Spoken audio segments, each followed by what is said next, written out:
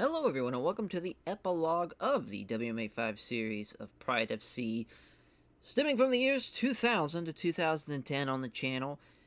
We started in 2020, and we ended it here in 2023. Wild. Definitely one of the longest running series that we'll probably ever have on the channel. It has been quite a run, and we just ended, of course, with the pretty spectacular, if I do say so myself, pretty spectacular Shockwave show with a new heavyweight champion in Gam McGee.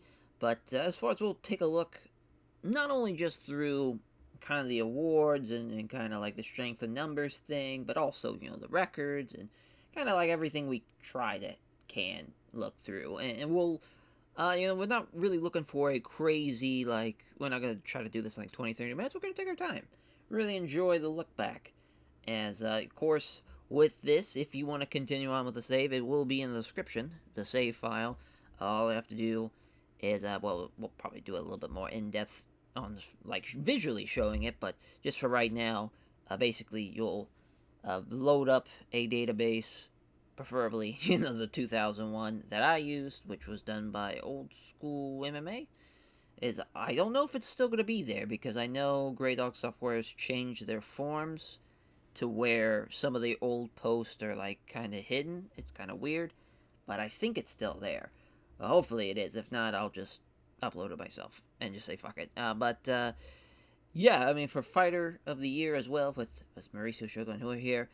As far as that's awesome to see. But with this, kind of epilogue, this retrospect, just kind of looking back at the times here for Pride FC. We're also going to, at the end of the episode, we'll reveal what we're going to be doing next Monday, as far as what we'll be starting with the new save that I'm super excited about. So, just a little synopsis of what's going on. So that's exciting to see. If you are looking to continue on with the save, I did, as far as have, I want to say about 5 shows booked. Oh, no, 4 shows booked. 4.5. It looks like I didn't finish the Bushido and Beijing show.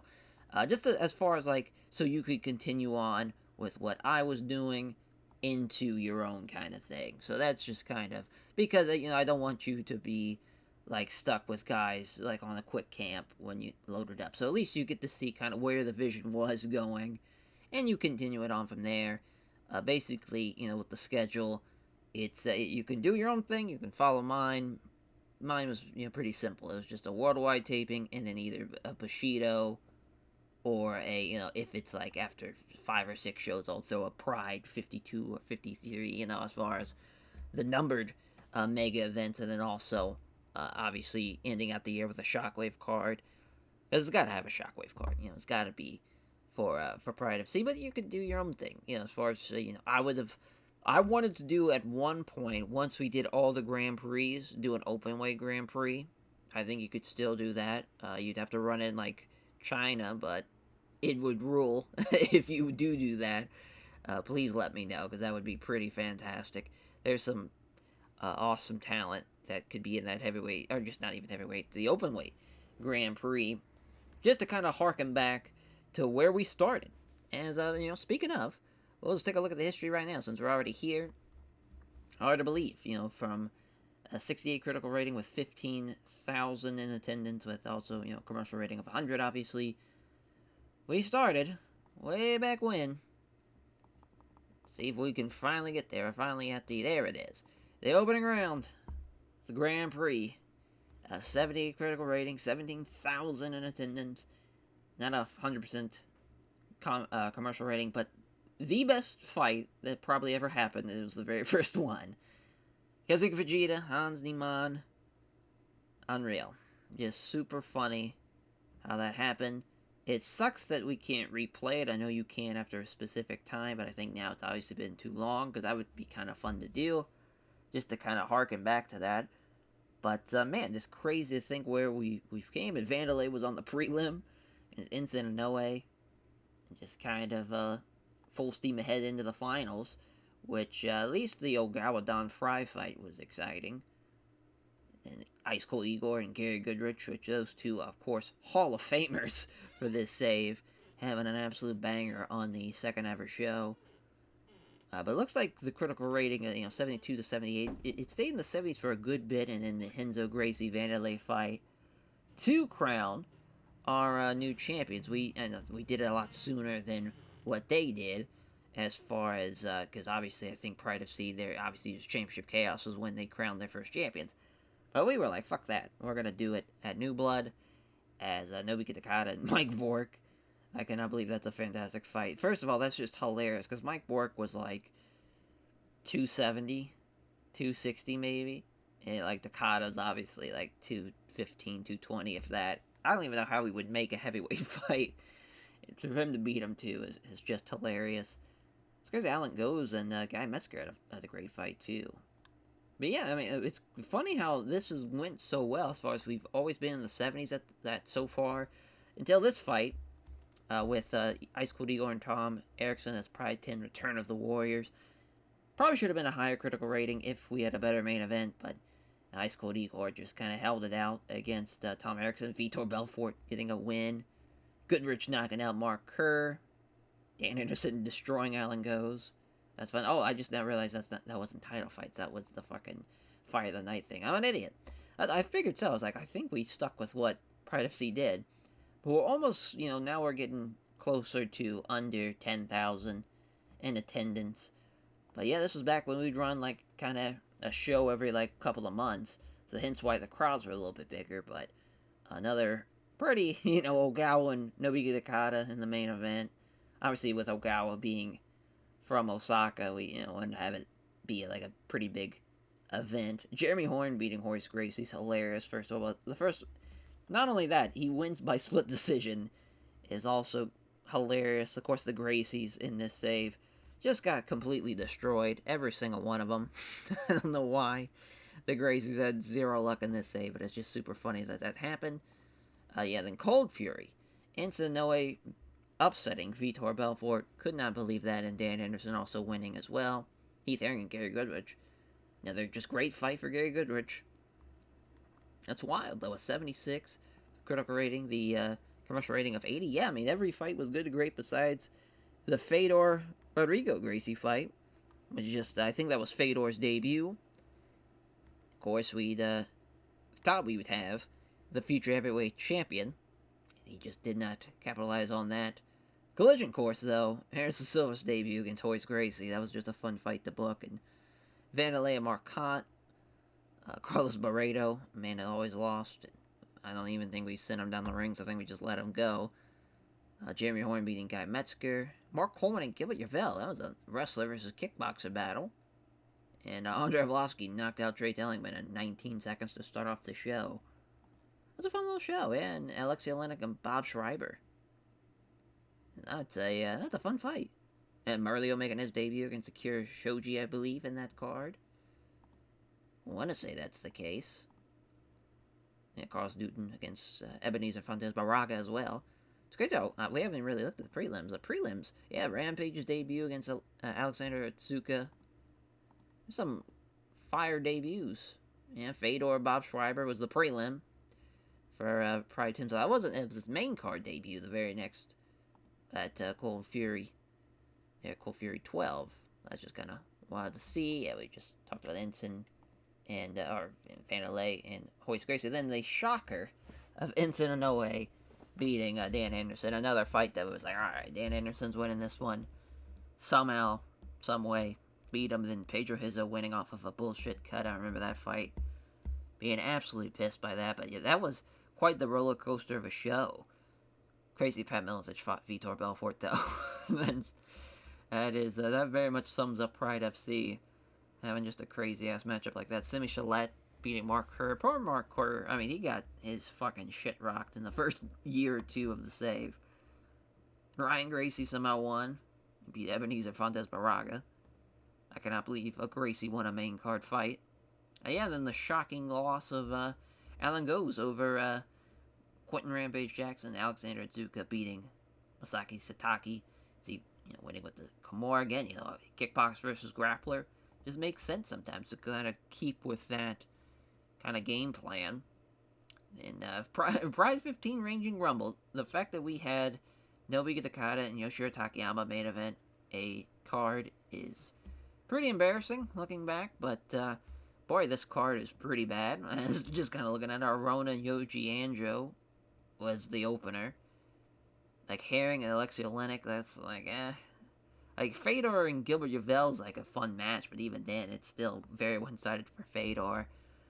Probably should just have Orlovsky and Don Fry main event, but that's neither here nor there. I just can't believe, like, Takada just made event a Pride event. Somehow had a lot of people, though, 17,000 for this show. He was a draw, though, so I will say that. Overeem winning over Mike Bork, and crazy Carlos Newton and Dennis Hallman. And, of course, Dennis Hallman losing. Nuts. Just crazy to think that was 2001. We didn't even have the welterweight division or anything by that time. Ogawa beating Fujita. As that was a great fight, though, according to, almost 20,000. What a hell of a show. We drew a shit ton of people. Crow Cop's debut, knocking out Sataki. That's, that rules. That's a great way to have him debut. Goodrich and Tom Erickson. That's, obviously Goodrich getting a first-round knockout. Same thing with Ice Cold Igor and Silva knocking out Guy Metzger. Boy, we were rolling. And then Big Nog and Josh Barnett just shit the bed. It's wild. But everybody else did the damn thing. And then Solomon wins, at least in this fight here. Rich Franklin knocking out Alan Goes. Vanderlei and Sakuraba, of course, Championship Chaos to crown the first ever middleweight champion. It was fun, but we probably should have had somebody else take on Vanderlei. Probably should have been Enzo Inoue, kind of looking back. Because, he had just beaten Dan Anderson. That probably been the better fight as well, but, that's, it is what it is. I wanted to have Sakuraba and Vanderlei, which, almost 25,000 people for that show. That is nuts. Yeah, we were really rocking and rolling, which that makes sense. Pride FC was definitely rocking and rolling in the early 2000s. They were drawing a shit ton of people. Yeah, Crow Cop and Yavel, that's a fun fight to have. Arlovsky and Overeem, that's another fun fight. Merlio beating a Gracie and Ryan and Mark Cotton Sabral, that probably could have been a little bit lower. Definitely would have pushed. Actually, this should have swapped with this, if we're being honest, to open up the show. But, Sabral was a top 10 guy, so it would have been awkward to do. Henderson beating Vitor Belfort here. That was, he definitely, should have been Vanderlei and Ensign, but I guess that killed that. Because Sakuraba, from what I remember, I don't even think we really saw, anything besides, because he debuted, winning against Guy Metzger and Hoyce and Ice Cold Igor, but he lost to Erickson in the finals. So I think, he gets the title shot because he made it to the finals, but lost. So it was kind of weird. And also, he took almost a year off. So just a weird kind of turn of events. Did he get injured is why that happened? So I'm trying to remember what exactly, because that might have been the case. It's crazy Sakuraba didn't retire at all. We probably can't even look to see. Actually, we could probably see the news history, maybe. Oh, he took a hiatus. That's what it was. Yeah, so he's back from hiatus. Is what happened there. Yeah, that was brutal. So I could see now why I went with that. But we probably should have had Sakuraba take on. Probably should have done Henderson, Sakuraba, and then Vanderlei and Inoue there. But that's okay. Well, we did that fight the very next show, so I guess it's not that big of a deal. Which Vanderlei, of course, won. It was by unanimous decision. Big Nog beating Mark Kerr. I'm so surprised Mark Kerr got his fucking shit rocked. Frank Shamrock, though, beating, Anderson Silva in a shocking manner. It's Wild and Fedor and Hoyce. Just to have Hoyce have another dream fight in 2001. Takayama and Jerome Lane Banner. I cannot believe he beat Jerome Lane Banner. It's kind of crazy. Also, Trey Telemann beating Takada was wild as well. Little Nog beating Kira Shoji. So that was probably his debut. Pride 19 Bad Blood. Igor and Kevin Randleman for the heavyweight title. Which, of course, that started the Igor run. Coleman, Ogawa, Merlio and Henzo. Brawl and Evan Tanner. That's crazy. We had Evan. I forgot we had used Evan Tanner a little bit, which he was a little too big to be, because he's kind of more of a welterweight more than a middleweight. And Kazuki Fujita winning the opener. Rampage squashing Rodrigo Gracie. Got Arona winning as well. We were really slow rolling Arona. I believe, yeah, that is the first fight of 2002 as well. Armed and Ready, Dan Anderson, Chuck Liddell. This is probably the best show we ever ran. I remember, vividly that critical rating of an 80. Henderson and Liddell killed it.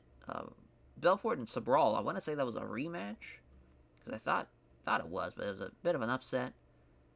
And so, with Vitor beating him, which I did go the distance, and Shalette knocking out Hizzo. It sucks that Shalette, that was the one big thing that I wish we didn't have happen if he would have not left during, his prime to the UFC, because once he came back, he just wasn't the same guy. Barnett and Goodrich getting finished in the first round, but again, great fight. And Shamrock and Miletich, which, that's a fun fight on paper, but, obviously size-wise, it just doesn't match up. And then Lil Nog again beating Young Choi. And Daria Matsui beating Akira Shoji. Yeah, we just really loved filling the prelims out. It actually might be Big Nog, but I want to say it was Lil Nog, because that's Young Choi, yeah. Well, I thought. Demolition, Pride 21. It's crazy how terrible this show was compared to that was probably the worst show at this time that we had ever ran, a 56. Murillo over Sakuraba. Of course, Murillo, this is kind of his start of his run, but doing the Don Fry Takayama fight was fun as well. Boy, I could definitely see why this card sucked. Arona and Gracie somehow didn't have a terrible, rating. I don't know how that was just rated average. Rush Franklin and Guy Metzger, I could see, because that was the only, there were 2 knockouts on the whole card, on the whole main card. But yeah, Tellingman and Alexander Zuka, that's a brutal card. Yeah, the prelims at least had some exciting stuff. Yeah, the Twister, that fight. This is in the, if you were to do a Hall of Fame for the fight wings of the fights throughout the series, this is definitely up there. Goddamn, the first Twister we ever saw. It was unreal. And then the card completely sucked afterwards. Our first Shockwave, Kazuki Vegeta and Crow Cop. Another fight that if you had to have in the fight wing, the Hall of Fame, this fight for sure. Unreal that he survived a head kick, multiple head kicks, against Crow Cop. 22,000 in attendance as well. Nuts. I don't know why we had this in July, though. Did the first Shockwave happen in July? That's kind of weird to see, but yeah, we had Sujiora and Jerome Lee Banner. That's funny. And Big Nog and Kevin Randleman as well.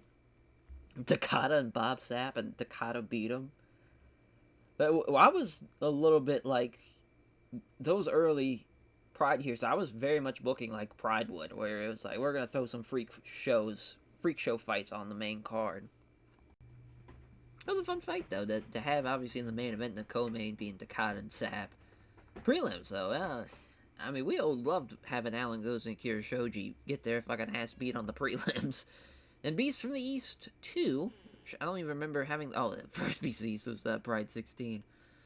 Ice Cold Igor and Josh Barnett, heavyweight title fight. Silva and Pat Miletich.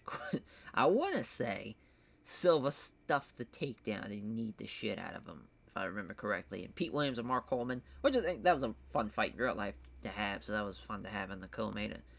He knocked him out with a kick, just like in real life. Dennis Hallman and Evan Tanner. Nice little triangle win. We kind of rarely got to see the triangle.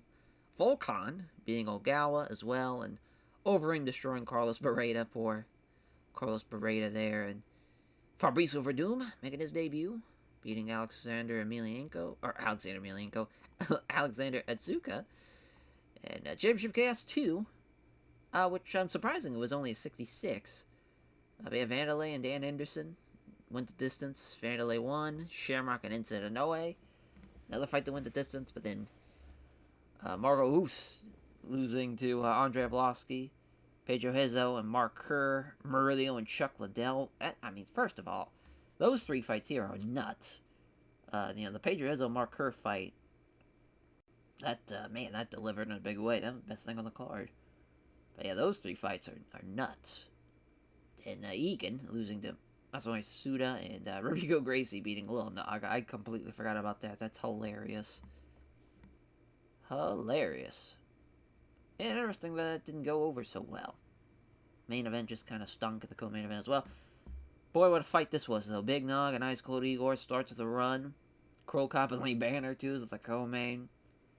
Fuck yeah. I didn't give a shit about rankings.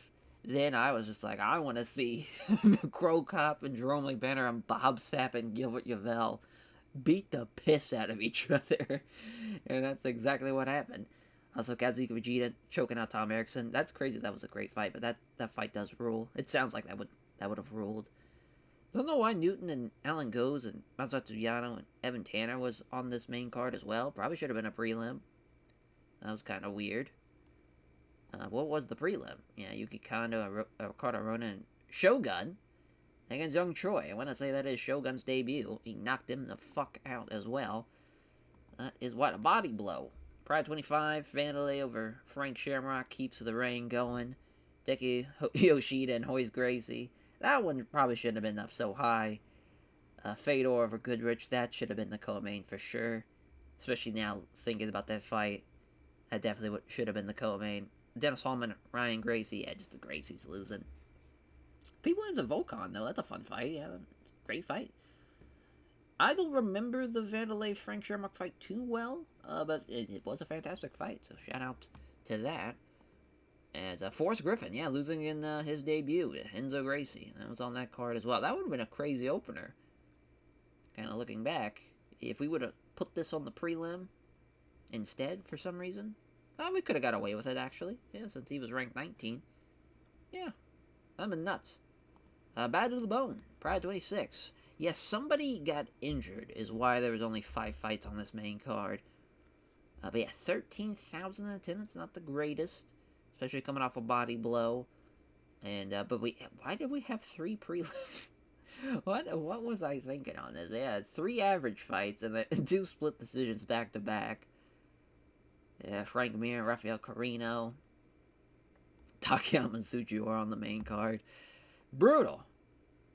Thank God the main event and co-main event saved that card, because that's a pretty brutal card going into the kind of the main part. And then our first Grand Prix, or our second Grand Prix actually, as Suzuki Sakuraba main eventing, which actually paid off well. That was fun. Franklin and Evan Tanner. Well, Rampage and Masato Yano, yeah, knocked him out in 10 seconds. I do remember that. Liddell and Masakatsu Funaki as well. Yeah, I think this was when we bought rings, and that's why we have like Suzuki, Masakatsu Funaki, and all those guys. Yeah, no prelims, just straight up, and then the final conflict show. Alex Stiebling making his debut against Vanderlei Silva, which Vanderlei won. Rampage and Merlio as the co-main event is hilarious looking back, since we had a heavyweight title fight right before that, but it was Big Nog and Josh Barnett again, which I guess looking back, that was the better fight, so I guess that made sense. And Merlio beating Anderson Silva. That's crazy. What a fight that is to have. This card is nuts, though. To have the final conflict, to have the rest of the middleweight Grand Prix, have Rampage and Rich Franklin, and then having Merlio and Silva, then having, obviously Rampage, and I see now why, yeah, because we had the fucking semifinals. Wild. That actually went really well. Rarely those Grand Prix ever went well, but that one looks like it did. Shogun beat Crossley Gracie and Keith Jardine beating Little Nog. Little Nog just could never find his footing. Bob Sapp and Takayama, though, that was a fun one to have a main event, for sure. Boy, that fight, just looking at those two guys, and Ricardo Rona and Ryan Gracie, of course that fight would have been terrible. The fact that it was so high up on the card, too, what the fuck was I thinking? Like, Sobral and Newton is way better. They're ranked. So is Mauricio, so is Hoos and Volkan, and literally everybody else. Why is that so high up on... I must have fucked something up, because this should have been the prelim. I think is what happened there. Just a fuck up of the schedule. That's great, though. 23,000 in attendance to see Bob Sapp and Takayama go to war. That sounds about right. And our first ever Bushido card. America Bushido won. Chuck Liddell and Sakuraba for the middleweight title, and Pete Williams and Kevin Randleman for the heavyweight title. Crazy how good this card was besides the Coleman-Heath Herring fight. Yeah, Don Fry knocking out the scary Russian. Do remember that? Chuck Liddell and, as far as Sakuraba, they're having their... Yeah, because we had, like, a weird thing going on where we wanted to have like the rest of the Grand Prix because we could only have like that half of it at Final Conflict. Because now I remember now because I believe either a Painkiller or Shockwave is the Liddell Rampage fight. But yeah, that's fun. That's fun to see.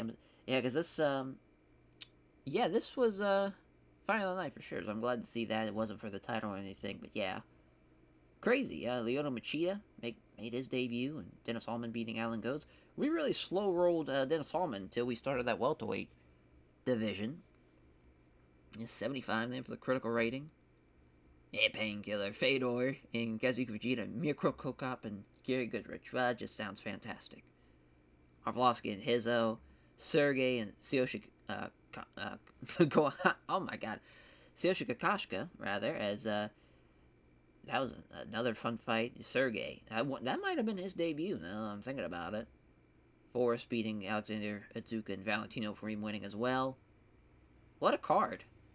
Hinzo Gracie getting knocked down. Just if Jeremy Horn and Yuki Kanda would have had a better fight, that would have been solid. And our second Shockwave, Hideki Yoshida and Nobuki Takada. Brutal to have that be the main event, but there was 28,000 people there, so maybe the right call. Ice Cold Igor Danielson in our first ever catchweight fight. That was fun to do. We rarely got to do those again because it's just kind of awkward, but that's a fun fight to have. Shamrock and Alex Stiebling as well. Jerome McBanner and Neo Ogawa. Franklin Masakatsu Funaki and Hoist Gracie and Minoru Suzuki to start off the show. Man, it's crazy. We're just like one fight away on these cards from having like something that was like in the 70s or even 80s. Yeah, because even the prelims went well. Fabrizio Verdum winning with a triangle too. That's fun. Jardine knocking out Trey Dellingman. I love it. What a Shockwave card. So now into 2004, 26,000. Yeah, once we started adding the Bushidos, and then once we definitely started running the worldwides, it's kind of when the attendance started going lower and lower. But Barnett and Alistair Overeem going the distance, split decision. That's a tough one to lose because it's back when still do with the 2 rounds. But yeah, Big Nog, Pete Williams, fun fight. I'm surprised that wasn't as better well received. I'm sure he just kind of grounded them out. But yeah, the Liddell and Rampage for the basically the middleweight Grand Prix. As Carl Stuten and Masaru Sudo and Jacare Souza making his debut against Rodrigo Gracie. As Hoos and Randy Couture. That's wild to think those two main evented because they were kind of rarely ever like in a big time marquee like event. Yeah, Rafael Carino and Ben Rothwell. We should have had that just main event. Those two big motherfuckers. Love it. Fedor Arlovsky as well. Sergey and Mark Coleman. There's a lot of great heavyweight fights on this card. Yeah, Jeremy Horn and Vitor Belfort were surprisingly great as well. And Lil Nog wins over Yuki Kano and Keith Jardine. Just keeps on dominating the prelims. Boy, heavyweight Grand Prix. Or heavyweight main event, which the welterweight Grand Prix. We finally had the welterweight division. Yeah, seeing Diego Sanchez and Matt Serra, Fitch and Swick, Newton and Frank Trigg, GSP and Sean Shirk. Hallman getting this win, and that's kind of the start of the Dennis Hallman run, and Matt Hughes and Jake Shields. I'm surprised that was not a terrible fight. And Tetsuji Kato beating Pat Miletich as well. And Liddell and Vanderlei stopping the Vanderlei run. Liddell, the middleweight champion. Crazy this was only a 62, just because the main event was decent, but Don Fry and Sapp somehow only had an average fight. I don't know how that was possible with a TKO win. From Don Fry, also, knocking out Bob Sapp. Like, that's crazy. Crow Cop won as well with a knockout. And Merlio and Frank Shamrock's a really good fight. Yeah, I just don't know what happened. I guess the main event just didn't deliver. Czech Congo, though. And Daniel Puder, that's a fun little Styles Clash affair there. Big Nog and, yeah, I don't know why we were really wanting to put Hoos in a main event fight against Big Nog for the title. Like, it just kind of made no sense. So, I mean, I guess he beats Couture at the Bushido card, but still, he's like 5th. Or he's 6th. That was definitely much better guys for him to face. I just don't get it. Especially, like, even Crow Cop, even though he's like 24th, I'd have Crow Cop ahead of him instead. And it's just brutal. Yeah, Kato, that was when the shocking upset over Matt Hughes. On his back. Catches him with the armbar, and Holman over George St. Pierre as well. John Fitch beating Diego Sanchez is a kick in the balls, though, to see. Follow Louise Moore, and then the Paul Daly Dan Hardy fight. That went really well. And the American Bushido 4. Yeah, that was a card. I'm surprised it was only a 74. Erickson and Kevin Randleman. I do remember that fight. That fight was crazy. Because I thought it was going to be a bit of a... it had the potential to be a bit of a stinker. And they turned it on. Yeah, Fairclough got knocked out in 12 seconds. Williams knocking out Josh Barnett as well. Henderson winning. Yeah, that was a fun card. Oh my god, Azuka beating Mark Hunt. And Lieben and Rodrigo Gracie. Man, that's a fun card. Fun card there. 65 for Final Conflict. Chuck Liddell beating Merlio. Newton winning the welterweight Grand Prix. Yeah, Ben Rothwell knocking out Kazuchika Vegeta. That rules. The American Bushido 5. Yeah, the Sean Pearson, Jake Shields debacle, and Greg Wicken and Heath Herring debacle. Somehow it was a 70, though, for the critical rating. Yeah, we kind of ran Hawaii. We ran it mainly when BJ Penn was, like, in the lightweight division, which we'll be seeing later on. High Octane. Pride 28, which we were trying to do the rematch from Armed and Ready, hoping it was going to be... which was a good fight, but the Silva Rampage fight fell apart with a split draw.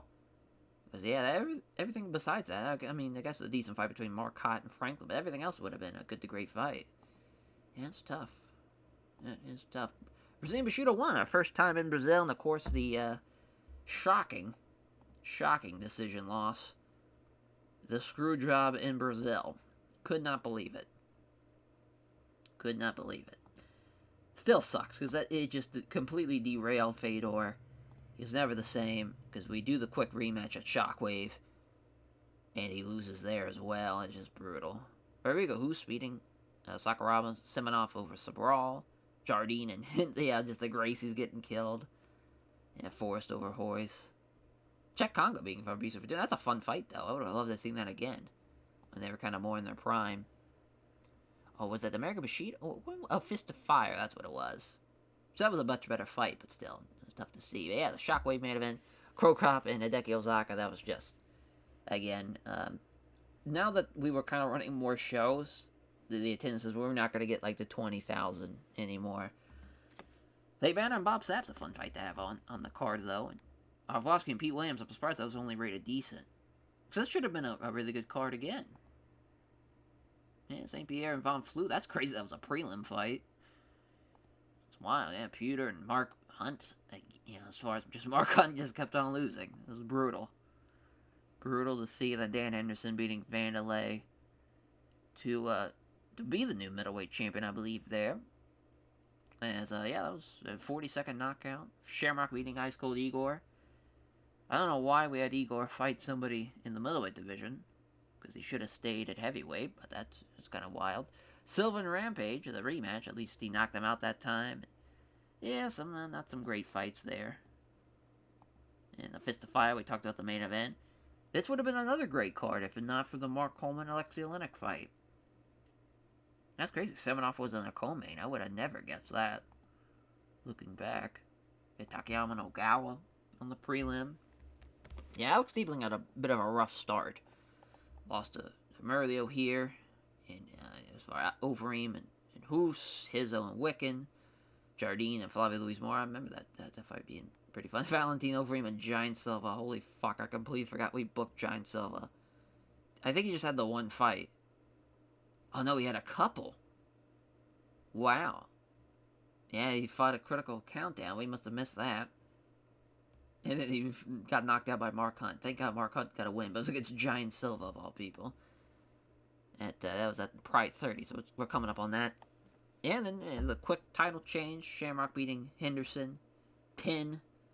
As far as going on to the next round of lightweight Grand Prix. Taka Nagomi beating Spencer Fisher.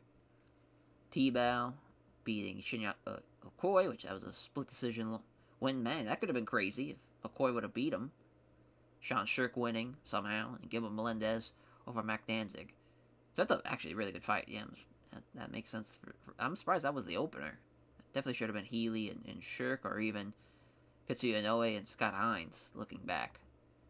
Hughes and Holman for the welterweight title, if I remember correctly. Matt Hughes getting the win. Split decision, yeah, it's just brutal. Sergey and Josh Barnett, though, another fight that we do a couple of times. And Arlovsky and Big Nog, I love that fight. And Kato and Carlos New, which of course will lead to the Kato Hughes fight, which he of course then wins. It's just hilarious that Liddell and Jeremy Horn, not the greatest main event. Fedor and Herring, John Fitch and Nick Serra, that's brutal. It's crazy that Trey Tellingman beat Jeremy Banner. That's kind of wild. Choked him out too. Benji Radish making his debut. Gegard Mousasi and Ten Kennedy having a bad fight. I did not remember that. Oof, I don't know how that was a main event. Somebody must have got hurt or something, because that's a brutal main event to have for Brazilian Bushido 3. Ugh. Yeah, that sucked. 59, that's a terrible show. Not much better here in the next one. Anderson Silva and Dan Anderson was a good fight, but yeah, Chuck beating Shamrock now, so we just keep on just rotating the belts. Pete Williams and Tsuyoshi there. And Pete Williams, the man. Old Joaquin Manson, that might have been his debut against Ryan Bowe.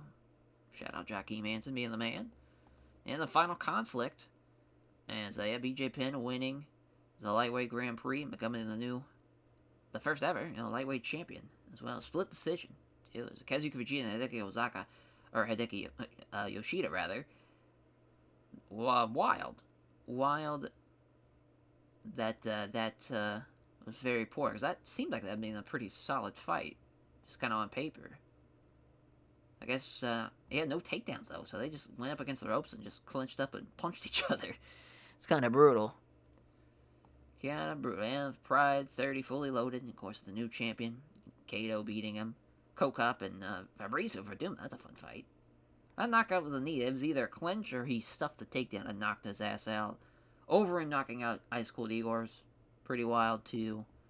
American Bushido 9, Faircloth and Stiebling. That was a fun main event to have.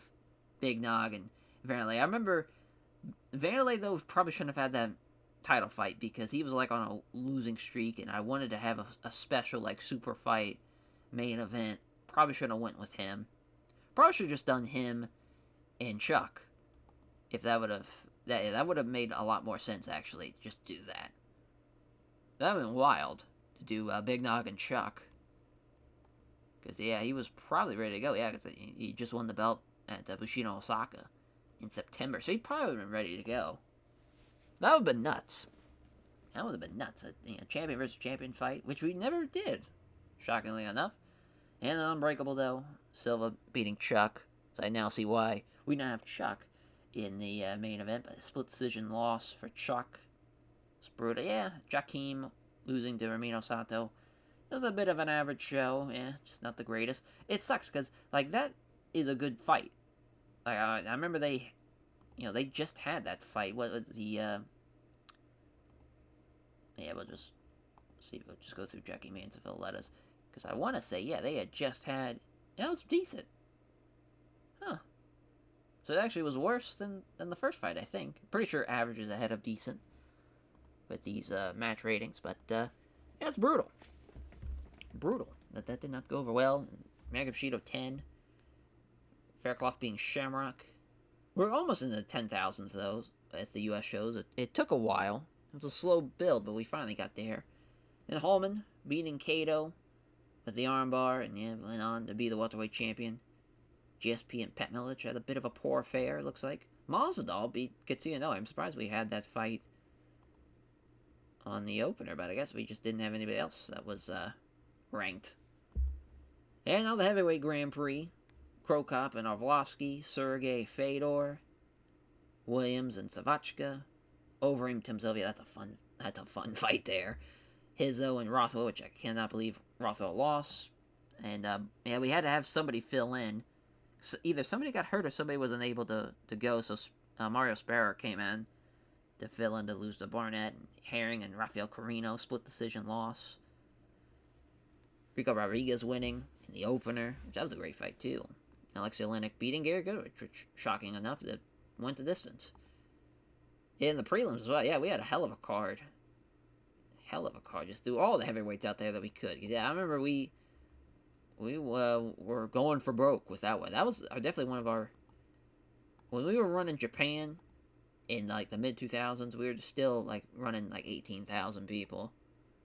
It was sick. The real deal. Pride 32. Hallman beating St. Pierre. Takumi Nagomi and Carl Luna. That's a fun fight to have. And then Matt Hughes and Luis Santos. Lee Murray, Benji Radish. Josh Thompson making his debut, looks like. At least a main card debut. We're coming up on the worldwide taping, though. I know it's coming. And then, Mega Bushido 11. There's another kind of... I remember, I think Chuck had just dropped the belt to Silva. And that's what... Yeah, he had just lost it. So we could have had the super fight when it actually mattered. And now we're just like, let's kind of halfway do it when Chuck is no longer the champion. And that kind of fucked his momentum up as well. But yeah, Rampage and Jardine's a fun fight to have. And, I mean, we'd have some bangers in the middleweight and heavyweight division, that's for sure. Crow Cop and Pete Williams, I'm surprised that was not rated a good fight. Sergey beating Pedro Hizzo. Overeem and Yvel. Barnett and Hideki Yoshida. Alexei Olenek, Don Fry. I'm surprised Alexei Olenek won that fight. And Kazuki Fujita being Oleg Takratov. Bad Boys 2 fame of Oleg Takratov. Silva and Belfort. They always had fun fights. Sarah and Tetsuji Kato, though. I'm surprised Sarah knocked him out. Because we rarely got to see Matt Serra win, unfortunately. And Fedor beat Savachka as well. High School Igor and Peter Arts. I love that. Open up the show. Yeah, Czech Congo and Alexander Zuka. And then Jacare Souza and Rashad Evans is a crazy fight to have on the prelim. I mean, yeah, Pride 33, the pin. It's mightier than the sword. One of my favorite shows, just from the name. But yeah, Gilbert Melendez beating BJ Penn. And Merlio beating Ron Fairclough at the co-main. The rest of the card was kind of shit. Didn't have a lot of people. Didn't even draw 10,000. That's got to be the first time in Japan we didn't draw over 10,000. So that was wild, especially for a numbered event too. Like that's brutal. Absolutely brutal. They were not believers of Gilbert Melendez and BJ Penn. And American Bushido 12, Hallman beating Matt Hughes for the belt. Yeah, Matt Hughes just could never hang on to that fucker. Frank Mir and Kevin Randleman having a great fight rules though. That is awesome to see. Yeah, I mean, that's, Clever Teixeira, Patrick Cote, that's a fun fight. Only in Pride FC you could see that. Yeah, Sergey and Josh Barnett. Yeah, unfortunately, Barnett, I was hoping it was going to lose to Crow Cop. Because I wanted to have Crow Cop Sergey so goddamn bad. Or either Sergey and Crow Cop, or, Crow Cop Overeem. That would have been awesome, but we got fucked. But Sergey, winning that heavyweight Grand Prix, and he runs away with that heavyweight title, and he's a fucking problem. Yeah, because they had Shillette and Big Nog. Shillette's return, getting knocked out. I believe he went for the takedown and got stuffed. Got kneed to smithereens, and Merlio beating Anderson Silva. As well, Alex Stiebling beating Chuck Liddell. Do remember that. 15,000 on hand. Yeah, now we're into the Bushido world. Jens Pulver, Gilbert Melendez. Forrest Griffin, Scott Smith, I do remember that fight. That fight was pretty nuts. Yeah, Mark Hughes went on a couple of streaks of winning by split decision always. Cain Velasquez and Mark Hunt on the first prelim of the first ever worldwide is pretty nuts. And also Melvin Manoff and Chris Lee. But those fights are awesome. They should have definitely replaced these fights. But yeah, I think we'll take a stop there at the history. Yeah, as far as... Most of that's rather recent now. But a lot of the stuff that happened way long ago. But yeah, I want to say the 80 was the best. We'll kind of quickly skim through it to see if there's anything better than an 80 that was on already. Ooh, that's brutal. 54. But they were mostly 60s and 70s. And 57 there. 69 for American Bushido 16. Another 69. Rumble from Down Under. Yeah, first show in Australia. And then, of course, the Louis Herring win. Shocking win. 65 again. Yeah, we just kept on staying in the 60-70 range. Oh, man, yeah. Don Fry and Lesnar, that ruled. That was a fun main event to book. Yeah, now we're just we were the Crow Cop Big Nog fight. That was fun to finally have. Crow Cop winning, Silva versus Silva as well, the co-main. Yeah, that was a fun shockwave. We try to make those shockwaves fun. Damn, another fight that was just one fight away from being really good. Robbie Lawler, the rare win. Well, a 56. Oh my god. Another 56. A 63 for Damian Maya and John Alessio. Yeah, Damian Maya destroying people in the welterweight division was quite an experience. 4,000 attendance for that worldwide taping. Second Bushido Down Under show. Yeah, we just could never get back into the 80s. Just could never happen. There was always just one fight that fucked everything up. And, as far as the first women's main event, I believe. Oh, no, we completely missed. Yeah, we must have missed the women's Grand Prix that we're having. Yeah. But they didn't main event there, or there. So, yeah, the first ever main event being Tara La Rosa and Vanessa Porto. Of course, Vanessa Porto. She is the top of the division, always, from beginning to end. She was incredible. First, Bushido in London. He had the fourth fight of the rare series, getting out of the trilogy. And Sergey winning that one. Man, we could just never. Yeah, we had a couple of 69s, though. 72, 70. And the commercial rating was sometimes 100 as well. Sometimes it was 89. Sometimes it was... Yeah, that's... I do remember that fight. The Pride 50, the big return. Ramiro Sato and Uriah Faber 2. He should have beat him the first time around. We gave him that rematch to get finished. Oh, yeah. Thiago Alves and Chris Lytle. Fun fight there. And now we're into where we were. Crazy. We had only 180 the whole time. Hopefully in the next series we are a little bit better. I think we will. I think it should be an exciting series. So, yeah, we looked at the history. We'll look through... we're going to go through the title history real quick. Yeah, Gan McGee, of course, new champion. The history. The lineage, if you will. Kevin Randleman and Simi Chalette. All the way through. Big Nog, man. Just Barnett. Williams. High School Igor twice. Fedor twice. Hoos, which shouldn't have been Hoos, like we talked about. Arvlovsky, Vandalay, Chuck Liddell, and then Chalette again. Yeah, we just kind of ran out of guys for him to face after a while. We're like, oh, throw the middleweights in there.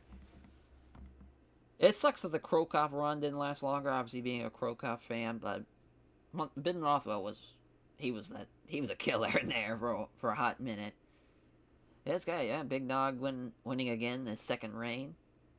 The rare ever second run, because rarely did anybody ever get a second run with it. Usually somebody just had it one time. And the Pride middleweight champion, of course, now in Shogun. Of course, the only championship belt to have brothers, with Murillo and Mauricio, and then Anderson Silva and Vandalay Silva. It's just kind of fun. And Chuck Liddell 3 times, Frank Shamrock the 1 time. Yeah, Vandalay's run was fun, though. It's crazy. He didn't, finish a whole lot of guys, though, during his title fights.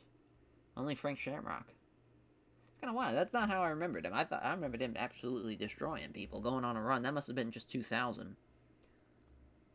Must have been the non-title fights to get to that point. But yeah, Shogun, beating Rampage much like Murillo, and also, beating Anderson Silva much like Murillo. The Hua brothers, man, they just fucking dominated. They had 90 prestige. I think the heavyweight belt had more. Yeah, 97. The welterweight was 79. That's just kind of surprising because the lightweight title was the latter of the two, if I remember correctly. Yeah, Newton, no. Yeah, once it was weird because there was a lot of hot potato with the belt at first because Matt Hughes couldn't stop Tetsuji Kato. Once Holman had the belt, it kind of went steady again. But then Alicio, the Luis Santos, and Damian Maya.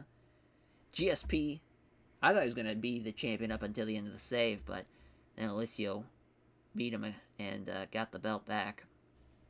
For the second time, of course, he's still champion now. I'm surprised Damian Maya didn't beat him. Yeah, it's fascinating to see. And then, of course, the lightweight champion Ramiro Sato right now, who's been pretty fantastic. From Pin to Melendez on the rematch, and then Pulver to Toby Mata. Which is, it's crazy. Toby Mata kind of went on a bit of a run. Thompson with the split decision win over Imada as well. Then the Melendez for the second time, who never successfully defended the belt. And of course, Ramiro Sato, who now has the most defenses in the lightweight division. I don't know who he's going to fight next. I don't think we have his fight scheduled. So whoever you guys pick, maybe he beats him, maybe he doesn't. And the women's, of course, Vanessa Porto, 5 defenses, hasn't been beat yet, has just been an animal in there. I would love if we could induct some people into our Hall of Fame. I don't think we can, because I don't think we physically have one, but that'd be nice to do if we can. Yeah, because there's nobody in the MMA Hall of Fame, unfortunately. I'll go with the end of the year awards, the recap, because we talked about Mauricio, and of course, Female Fighter of the Year was Vanessa Portel. Pancrase was the Company of the Year, Matt Mitrione, Rookie of the Year. Shows of the Year was Pancrase's show. It's just funny that they were the best company. And a lot of other upsets and fights from kind of all over the world, from Pancrase to M1, to King of the Cage, Elite XC, UFC, M1. And everywhere. Yeah, because we were the Fighter of the Year, and of course, no Female Fighter of the Year the first year, but Vitor won it. UFC was Company of the Year. Overeem, Rookie of the Year. Kazuki Vegeta beating Hans Niemann, our best fight we probably ever had. And if I could start everything, and Tom Erickson beating Mark Coleman was the upset of the year as well. And Vanderlei, and then us being, Pride. Company of the Year, Takayama over Jerome Lee Banner, biggest upset of the year, so back-to-back upset of the years, and submission of the year as well, so Zuka tapping out Sataki. And Ricardo Rona for Fabio Maldonado was the worst fight of the year. That's crazy, that Arona just kind of grinded his way into that win. As Big Nog, Jennifer Howe, a Female Fighter of the Year, and went back-to-back Company of the Year. Forrest Griffin, Rookie of the Year. We didn't win the upset of the year, so yeah, Smack Girl, this is kind of when Smack Girl was rocking and rolling. No UFC, no Pride FC in any kind of the years, besides Company of the Year. Third time in a row for us is Company of the Year. Vanderlei, Fighter of the Year. As Kote, Rookie of the Year. Enzo Gracie, Jiu-Jitsu as a Team of the Year. That's kind of funny. Alberto Crane with the upset of the year, which is, former, or future, Pride fighter. And Sergei Krutnov and Cyril Diabate. That was Sergei's only loss, if I remember correctly. Oh no, he beat him. This must have been the rematch. I want to say Sergei lost to him. Yeah, critical rating 80. Yeah, that must have been. Yeah, that was the rematch. That's wild. Yeah, that's wild. That makes sense. Yeah, only 5 fights on the main card and 5 on the prelim. It makes sense. Makes sense for sure. Oh yeah, and then submission of the year. Oh my God, is that Butterbeam? I don't think that is. I think that's a gin, like a gin. Yeah, looks like it. Looks like it's a generated fighter. Yeah, GSP had the worst fight in Pancrase. Yeah, because Pancrase had the 1 round, so he could just kind of lay and pray his way to victory. And UFC back as the Company of the Year. So 2-3 on that. Big Nog, Fighter of the Year. Female Fighter of the Year is Kelly Cabal Schmitz. Mario Sperrer over Bobby Southworth. Rings was the main event and submission of the year. And Adzuka over Suzuki was the upset of the year, so we're back in that category. Jay Aaron was the Rookie of the Year. And going to be fucking Roadhouse fame sooner rather than later. As Frank Shamrock, Fighter of the Year. Female Fighter of the Year, Satoku Shinashi, rather. Ultimate Fighting Championship being the Company of the Year. So 3-3 are tied up halfway through the save. John Dotson with the upset win. And Shudo, Eric Tavares was the main event of the year at KSW. Yeah, UFC 74, Pulver Stevenson 2 was the show of the year. I don't think we had a single show of the year. Yeah, we definitely didn't. If Armed and Ready didn't win, we didn't have a prayer. Oh yeah, I can see why. Dean Thomas and Yves Edwards, Alessio Scarlo. They're lucky these fights went well, but yeah, the top 3 for sure. Definitely makes sense. 81 as well. Boy, a lot of fucking fights on the prelim. And they're all good to great, besides the one, Yushin Okami's fight. That is nuts. Simi Shalette winning in the prelim, that is just Crazy. Crazy. 2006, WEC winning it as the Company of the Year. Big Nog again, Fighter of the Year. I think we always had a Fighter of the Year. Female Fighter of the Year, Tara La Rosa. Really, AKA Team of the Year. Leopoldo Cerro. This is Jungle Fight 17 fight, main event. I'm assuming he won that. Or that was the fight that they turned... I'm assuming it wasn't the fight that got turned over because he got popped. And a couple of fantastic fights. James Ahuna. Yeah, that was wild. Jim Miller. Kazuya Masaki as well on that card. That's kind of funny. Yeah, 2007, Sergey. Pride of C are back as the Company of the Year. So 4-3 to UFC. Jae-Suk Lim with the upset over Robbie Lawler. We had a lot of upsets of the years. That's kind of fun. Enzo Gracie was like the second or third time being the Team of the Year. 2008, Crow Cop, Vanessa Porto, Strike Force. The first time being the Company of the Year, a.k.a. Team, which they've won it a couple of times. German Banner over Ogawa was the biggest upset of the year. The Rumble from Down Under. John Bones Jones, though, was, and Mark Munoz. Worst fight of the year. Rio Heroes 14. I'm glad we never got that. The worst fight of the year. We had a couple of great contenders, though, I'm sure. Ramiro Sato over Dean Thomas, again, upset of the year for 2009. Ben Rothwell, Vanessa Porto, Bellator this time. Knockout of the year, Gonzaga over Gibet Yvel. Pride of C Worldwide 28. That's fun. And, of course, we just went through that. So we did slightly do better than UFC. Just kind of funny how scattered a lot of those end-of-the-year awards were. Let's see here. Let's go through the records. Yeah, best show of the year was the Jungle Fight 17. Leopoldo Serra, yeah, we just saw that. And, we had a couple of hundreds, but I guess they're just going to talk about Pride 23, the Championship Chaos 2. Most broadcasted revenue came from our first Bushido in Moscow. It's kind of fascinating. Best fight was the M1 fight. The worst fight was the Mark Munoz fight that we talked about. Best KO was a King of the Cage one. Best submission was a Shudo one. Best main event, Eric Tavares, the KSW one in 2005. Which, trying to see what they rate that fight, but I guess it's not going to show it, because it's just going to show that. You figured it would go to the card once you clicked on the card, but that wouldn't make any sense. Biggest upset, plus 950 upset in the UFC 56. Quickest win, it's 9 seconds. It's the quickest knockout as well. Quickest submission was Roman Savachka, so that's fun. One with the Kimura in 32 seconds. And the quickest title win was Cyborg Santos, winning in 9 seconds. Jungle Fight 22. As, we can go through... Trying to think one more thing before we go through the strength and numbers. Let's see here.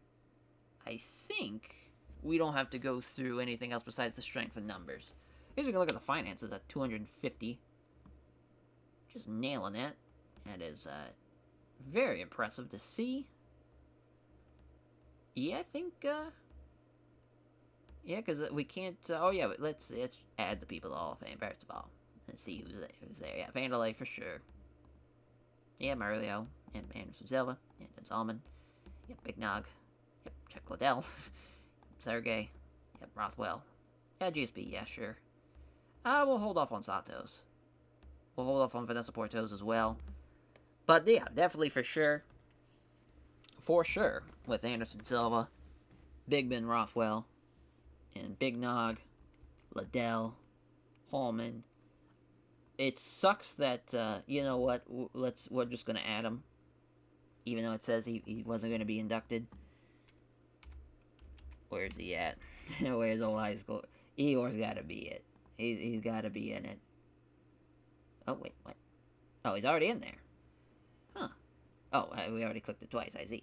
But yeah, Sergey and Ice Cold Igor for sure. Igor's got to be there. For sure. I'm trying to think who else we could probably put in there that might deserve it. Because I was thinking it's Sakuraba. Just because he's Sakuraba, but I will look at the strength of numbers now. So yeah, Murillo had 10 million. Whew. That's career earnings. That is impressive. Yeah, Big Nog, 8.5 million. Vandalay, almost 7 million. Crocop, 6.5. Liddell at 6.5. Dean Thomas at 6.5 as well. Sakuraba right at 6 million. Ron Fairclough somehow made 6 million. That's kind of wild. Dennis Hallman, 5.5. Rothwell at 5.5 as well. Little under 5.5. Same thing for the banner. Arvlovsky around 5 million. John Alessio around 5 million. Shamrock, Vitor Belfort with 5 million. Hideki Yoshida somehow with almost 5.5 million. Sergey with 5. Pete Williams with 4. Wow, it's kind of wild that jumped up from 4 to 5. Like no one in between. Ice Cold Igor 3.8. 3.8 for Bob Sapp. 3.8 for Rampage. 3.7 for Anderson Silva. I thought for sure he'd be a lot higher. Rimino Sato with 3.5. Tetsuji Kato with 3.5. Shamrock at 3 million. Maldonado at 3 million. Same thing for Kazuki Vegeta, Joe Stevenson, Alistair Overeem, Gam McGee. Oh, I know who we need to have. I was just thinking of a name we have to add. Gotta be Gary Goodrich. Gotta be Gary Goodrich. He for sure earned that. For fucking sure. I kind of want to have Tom Erickson in there as well for winning the first Grand Prix. So, we'll do that as well. Trying to think anybody else that's come to mind. Bob Zapp would be fun, but yeah. Crow Cop should probably be in there.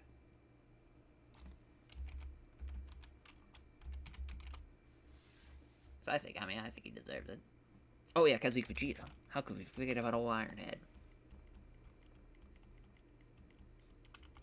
Yeah, well, Sakuraba's here, so, yeah, well, we might as well go with Vegeta instead, even though he's 12-8. Kazuki Vegeta, you beautiful man.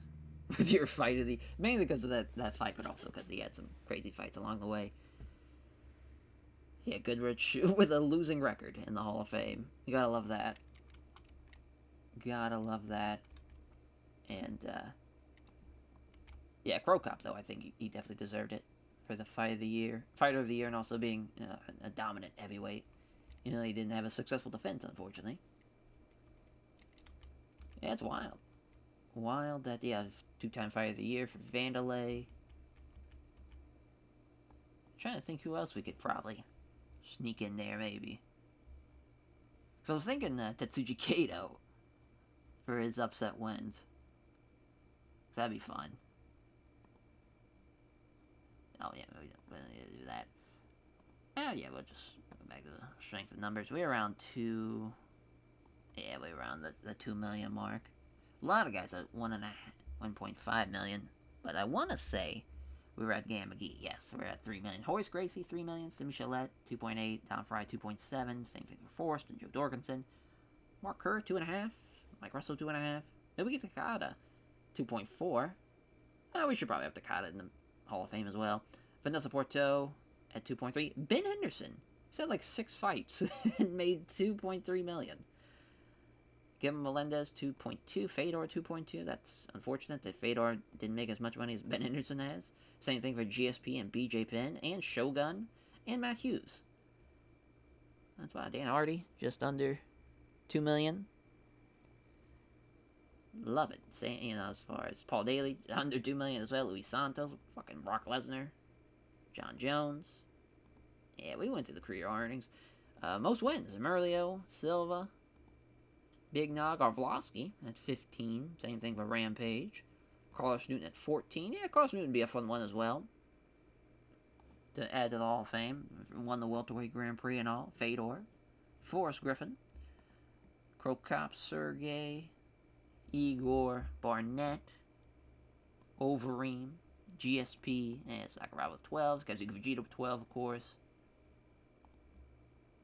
Yeah, most fights. Yeah, Carlos Newton had the most fights. So I think he definitely deserves it. For sure. For fucking sure. Dennis Hallman's not a bad call either, to be honest. Yeah, because he's top 5 in wins. Same thing for Arvlovsky.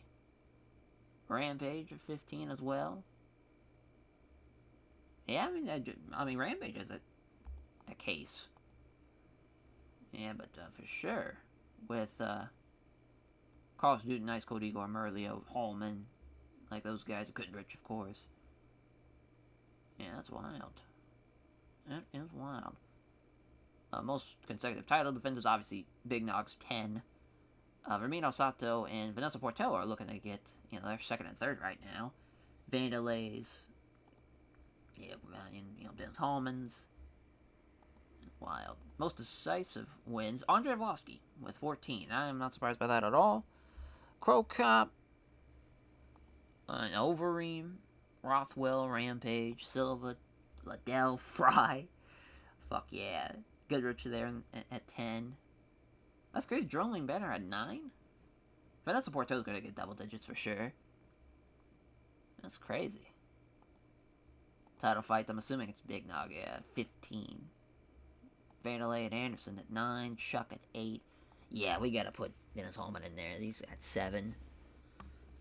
Melendez with 5 is pretty nuts. That's crazy. Merlio's only had 5. I mean, Shogun's probably going to pass him the way he's fighting. Sato with 5, Rothwell with 4, Henderson with 4. Henderson would be a good shout as well. Yeah, Chuck with 3 title wins, Melendez with 2 title wins. Same thing for Alicio. Yeah, we talked about title defenses. Most main events. Big Nog again, Chuck Liddell, Vanderlei, Josh Barnett with 10, Dan Anderson with 9, and Nobiki Takada with 9. Makes sense. Gil Melendez with 8 is actually really impressive. Knockouts of the nights, Shogun with 8. That is impressive. Overeem, Anderson Silva, and Crow Cop with 7. Arlovsky with 6. Pete Williams with 5. So is Tim Sylvia. Rampage with 4. I'm surprised Rich Franklin's there. Cyborg's got 3. That is wild. Cain Velasquez with 3. Rothwell with 3. Big Nog with 3. Lake Banner with 3. Lee Murray. Luis Santos. Sergey. And Bob Sapp's got a couple. Carlos Condon's got a couple. That's why I saw Conor McGregor's name down there. Submissions tonight. Man, Ron Fairclough with 7 submissions of the night. Cato and Porto with 5 each. Hallman with 4.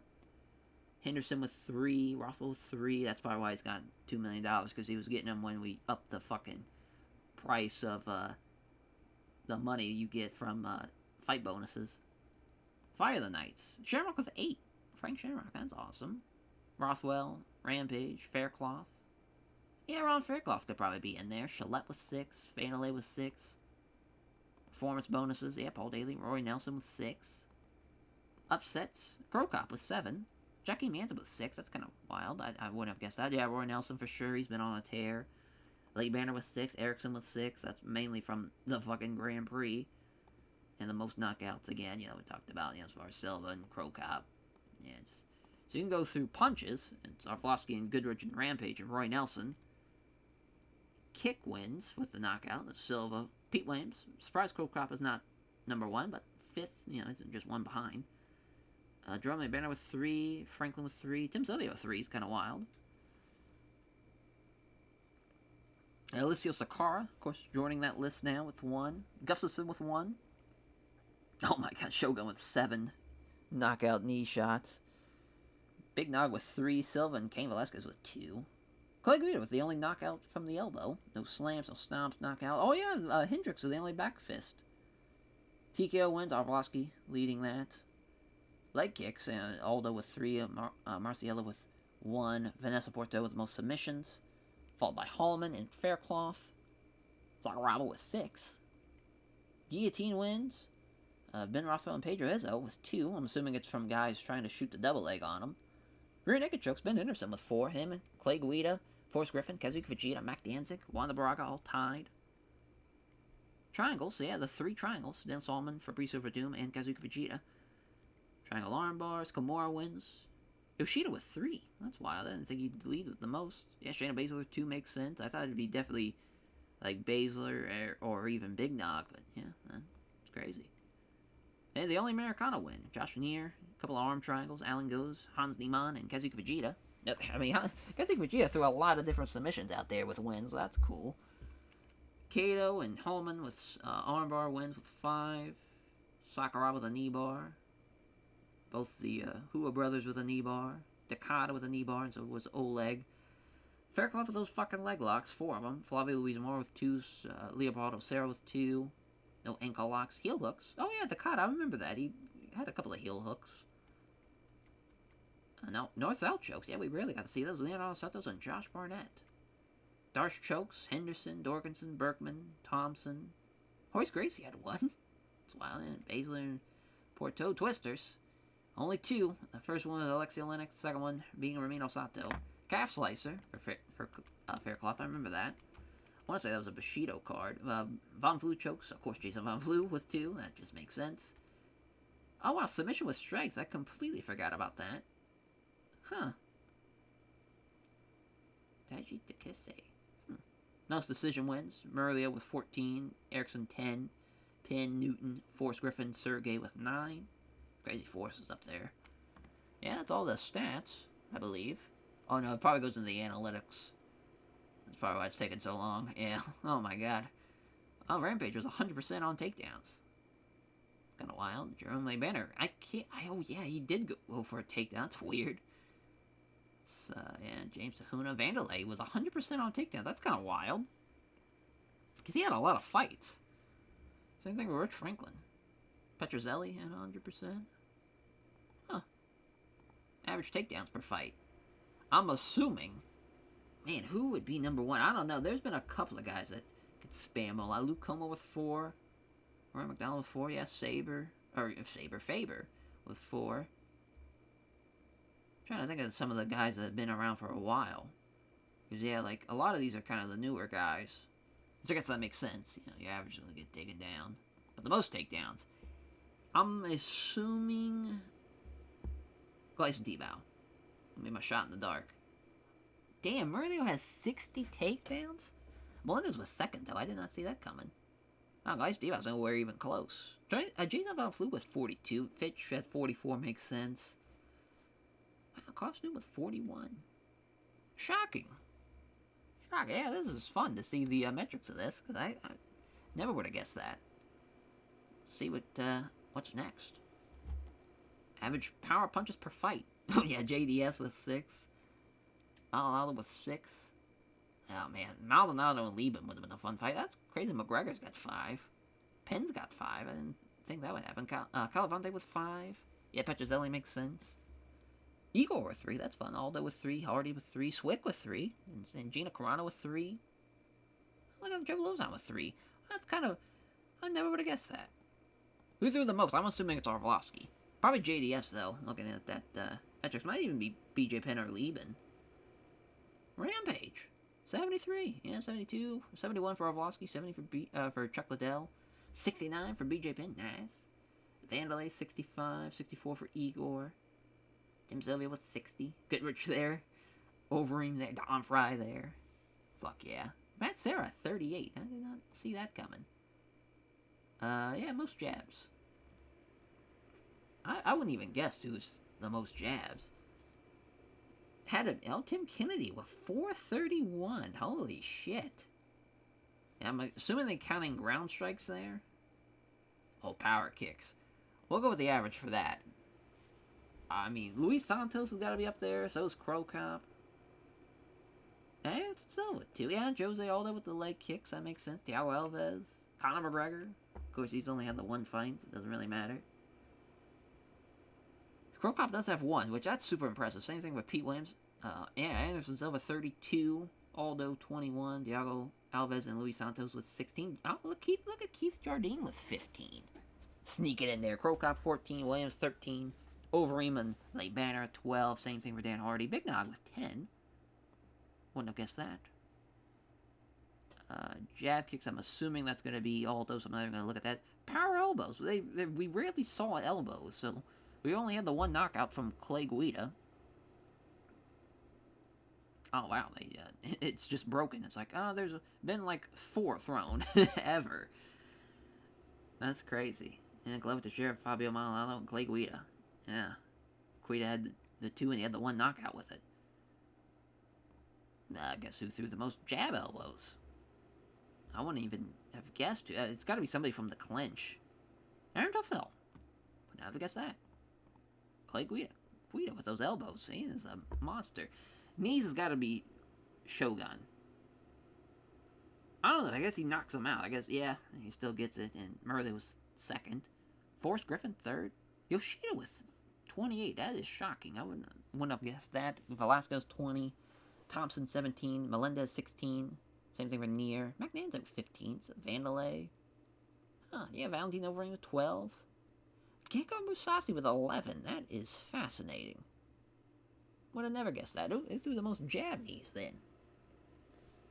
I mean, we gotta be at least over an hour with this video, but we're really getting to the meat potatoes now. This is Hideki Yoshida with the most jab knees with 52. That's definitely out of the judo clinch, or the Muay Thai clinch rather. I guess he technically could have had him in like a body lock, like a judo, like body lock into the throw, but just don't think so. And most power ground strikes. Who was the master ground and pound? I hope Mark Coleman's up there, just for the sake of him being the godfather of it.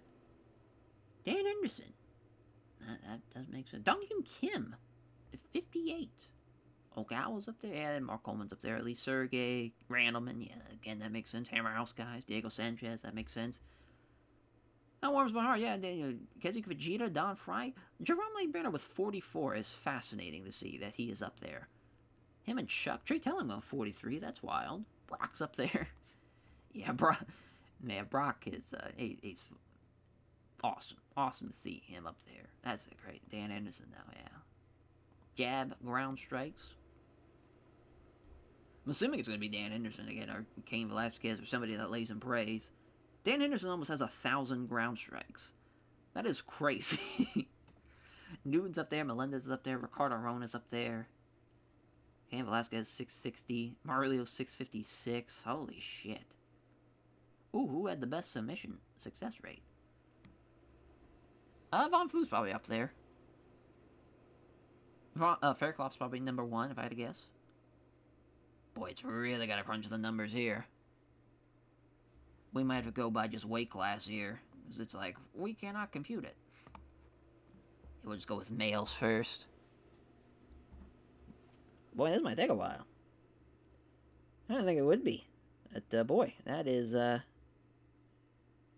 shit. Well, that sucks. I was looking forward to seeing that. We'll just go with average submissions per fight. That should load it, no problem. Yeah, there we go. Huh, I guess that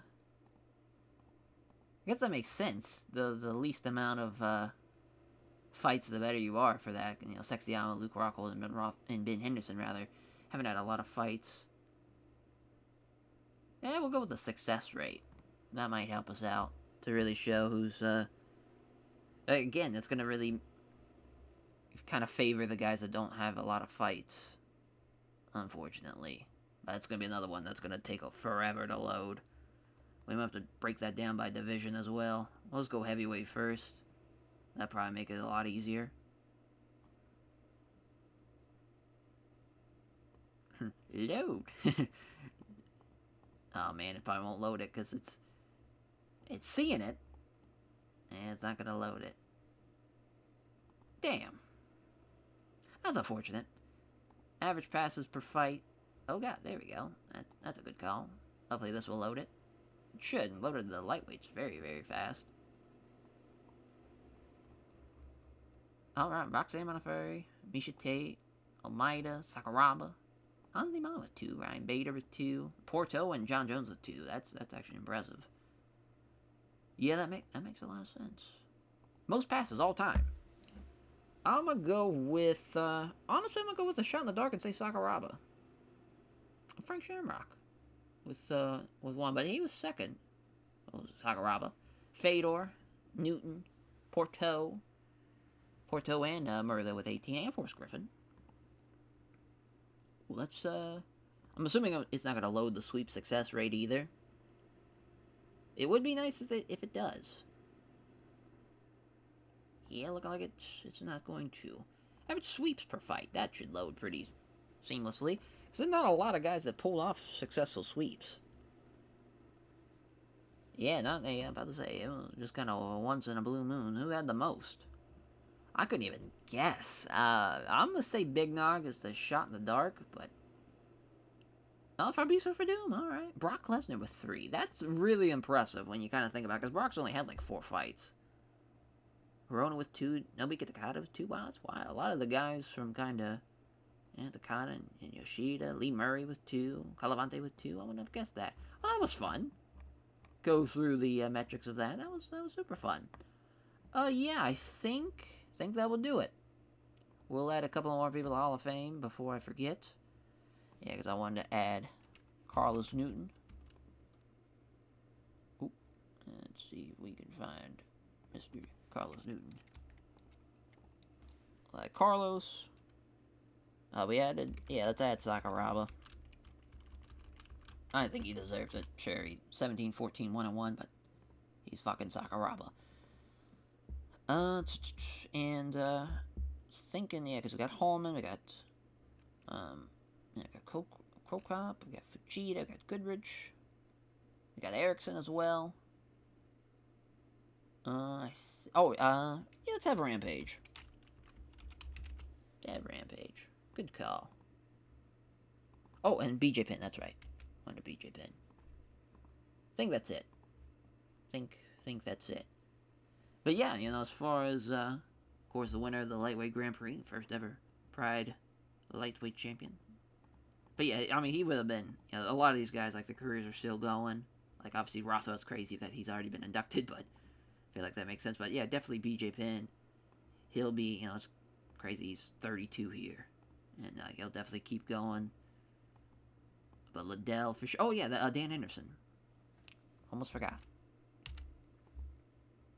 Dan for sure deserves it. He's fucking awesome.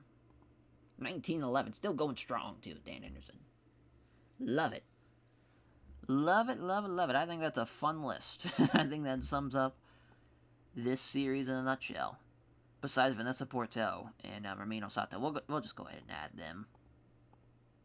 Yeah. There we go. I like it. That's great. Female Fighter of the Year 4 years in a row. Oh, yeah. 4 years in a row. Will probably be 5 once just 17-0. Just crazy. Absolutely crazy. Well, that will do it. Thank you all for watching this fun trip down memory lane. And now for the new series. Drumroll. Now, it is going to be a modern day save. We're starting in January 2020 and just kind of thinking what would happen if COVID wasn't a thing.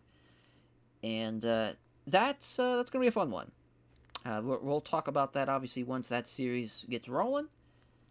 Because I have a fun kind of tidbit about the Conor McGregor Cowboy fight. And just that whole card. Just have a fun little tidbit about that. Fun little story. But yeah, it's going to be fun to go into the modern world.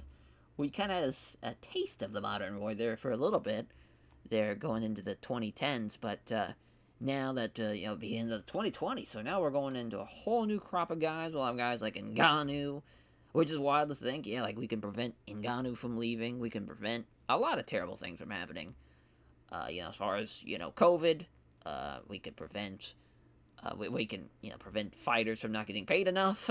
We can do so many great things. Dana White being a cuck, we just replace him and basically make the UFC what it should be. And that's giving the fighters the most amount of money we can, giving the fans a hell of a show. We're also going to change, just because it's a simulation, and it's nice to kind of see what would happen if this would happen. We're going to make knees to a ground opponent legal. Yeah, and we'll probably make 12-6 elbows legal as well, so we'll change John Jones' record. We'll overturn his loss. So he'll be undefeated in the save as well, so that's going to be fun. But yeah, thank you all for watching, and that is what the future will hold. And we'll go ahead and click that database. The skin is going to be probably this little FSV one. I just like it. I like the silver. But yeah, and will be locked in. We'll just go ahead and load it up. And that is the teaser for the next one. As we'll catch you guys next week for the debut episode, which we'll have a fight card for it. I think because the roster's so big, we don't need to run through the intro or anything. We'll probably just kind of clip what this is and just put it into the intro, just so I don't have to re-record everything. Oh yeah, so that's gonna be fun to see how everything plays out as we're starting a new save. It's a new horizon. You know, we're in the UFC. We're based in America. Should be a lot of fun. Should be a lot of fun to see how this all plays out. Yeah, we're good to go. UFC. Nailed it. Oh, UFC save. Real creative. Real creative shit. Alright, well, we'll catch you guys next time. Take care, everyone.